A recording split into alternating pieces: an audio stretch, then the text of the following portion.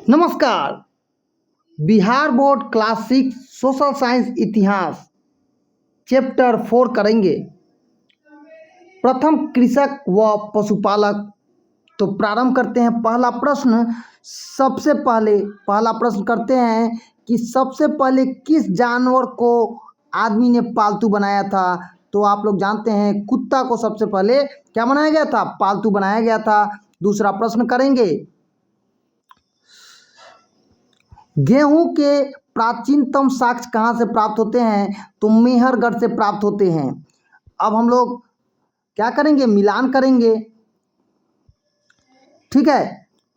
चिरांद आधुनिक बिहार छपरा में है, मेहरगढ़ आधुनिक पाकिस्तान में है, बुरझोम आधुनिक कहाँ है, तो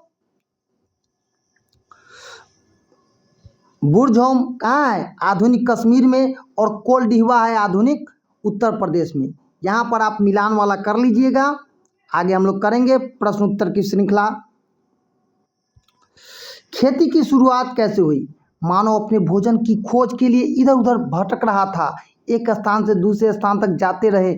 इसी क्रम में मानव ने पौधों को जो फल खाए और फल को क्या किया, ज्ञान हुआ, उसके बीज को उसने क्या किया, मिट्टी में रख दिया, और उसी प्रकार गेहूं, जौ, मटर के पौधे प्राप्त हुए। अनाज और उसके गिर जाने से अदृश्य पौधे की उत्पत्ति देखकर लोग धीरे धीरे बीजों को क्या करने लगे, नियमित रूप से बाव करने लगे, और इसी तरह से खेती करना प्रारंभ हुआ। क्योंकि मानव क्या किया था, जो फल खाता था उसको फेंक देता था, और उसके जब जो गुठली होती थी उससे क्या होता था, अनाज उपज जाता था। आगे देखिए, मानव जीवन में खेती के क्या परिवर्तन आए।